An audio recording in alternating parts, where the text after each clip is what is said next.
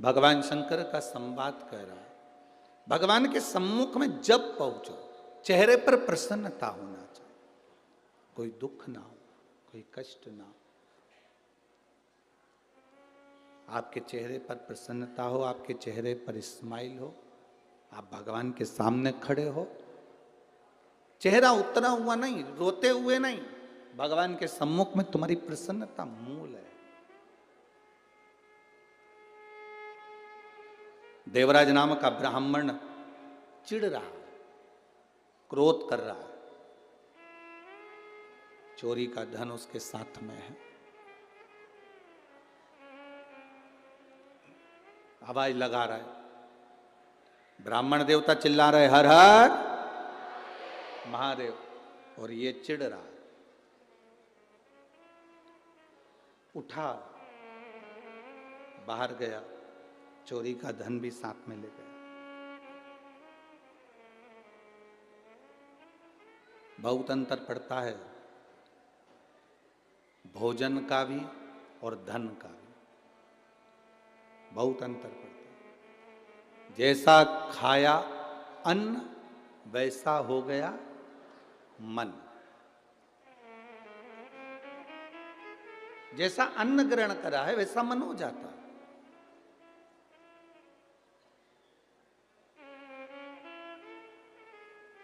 आप लोगों ने कथा सुनी होगी, भीष्म पितामह से दुर्योधन ने कितने कितने शब्द कहे, कितने शब्द।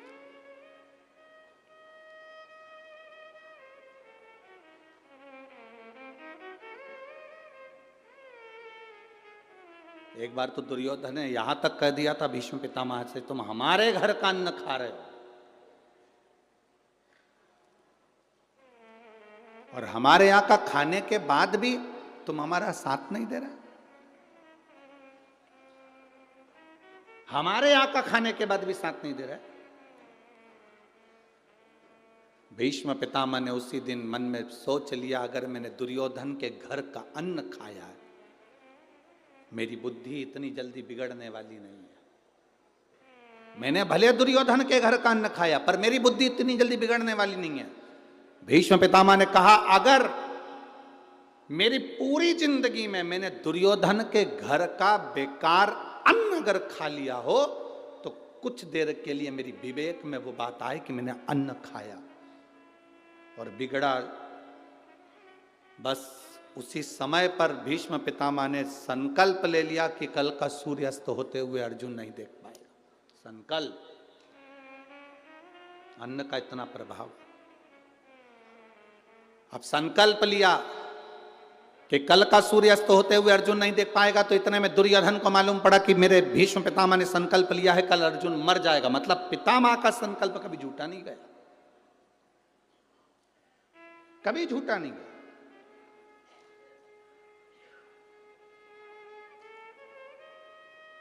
दुर्योधन ने पूरे हस्तिनापुर में और पूरे युद्ध मैदान में, कुरुक्षेत्र की भूमि पर, अपने टेंट में, अपने पंडाल में अपनी ओर मोतीचूर के लड्डू बांटे। जब दुर्योधन ने मोतीचूर के लड्डू बांटे तो वो लड्डू लेकर कोई भगवान कृष्ण के दरवाजे पर उनके टेंट में पहुंच गया, उनके पंडाल में पहुंच गया। भगवान कृष्ण ने पूछा, ये लड्डू काहे के हैं? तो जो द्वारपाल लड्डू खा रहा था उसने कहा, ये बूंदी के लड्डू हैं। द्वारिकाधीश ने कहा, ये बूंदी के लड्डू तो मुझे भी दिख रहे हैं कि बूंदी के हैं। ये नुक्ती के लड्डू, ये बूंदी के लड्डू तो मुझे भी दिख रहे हैं कि बूंदी के हैं। लड्डू काहे के हैं? तो द्वार पर फिर बोला, ये बूंदी के ही तो लड्डू हैं। भगवान द्वारकानाथ ने कहा, ये तो मुझे दिख रहा है कि बूंदी के लड्डू, लड्डू काहे के? तो क्या ये बूंदी के ही हैं। अब भगवान को क्रोध आया। भगवान ने कहा, मुझे दिख रहा है कि बूंदी के लड्डू हैं, मैं ये पूछ रहा हूं ये लड्डू काय का है? फिर द्वारपाल बोला, लड्डू खाता खाता बूंदी के हैं। अब द्वारकाधीश जब बोले, फिर द्वारकाधीश ने कहा, देख मैं तेरे से एक बात कह रहा हूं, मुझे ये बता दे कि ये लड्डू काय के हैं। फिर द्वारपाल ने लड्डू खाकर कहा, बूंदी के। भगवान द्वारिकाधीश मुस्कुरा कर बोले, अब मुझे ये बता, ये लड्डू कौन बंटवा रहा है? तो द्वारपाल बोला ये दुर्योधन बंटवा रहा है। अच्छा, क्यों बंटवा रहा है? कल अर्जुन मर जाएगा, भीष्म पितामह ने संकल्प लिया। अच्छा, भगवान कृष्ण ने कहा जल्दी से मेरे को भी 4 लड्डू दे दे। द्वारकाधीश ने 4 लड्डू लिए, द्रौपदी के कक्ष में प्रवेश कर गए। और द्रौपदी के कक्ष में प्रवेश कर द्वारकाधीश ने आवाज लगाकर कहा, द्रौपदी, ए द्रौपदी। द्रौपदी आई, भैया आप, क्या बात है? भगवान ने कहा ले द्रौपदी लड्डू खा ले। द्रौपदी ने पूछा काय के लड्डू है? भगवान बोले मोतीचूर के हैं, तू खा। इस लड्डू की कहानी बड़ी विचित्र, तू तो खा ले। द्रौपदी ने लड्डू लिया, खाते खाते फिर पूछा लड्डू काहे के? भगवान बोले मोतीचूर के हैं।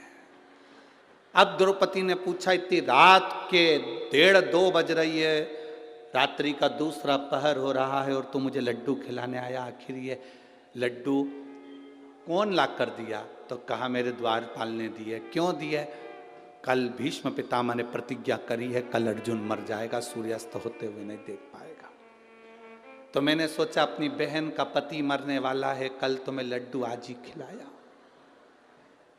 भगवान बोले, जैसे ही बोले तो द्रौपदी ने कहा लाओ मेरे को 2 लड्डू और दो तुमने छुपा के रखे।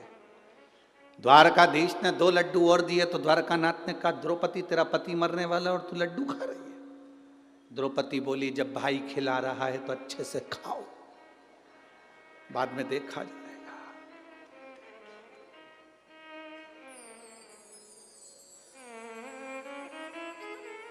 रथ कौन चला रहा है? द्रौपदी ने पूछा। भगवान कहते मैं।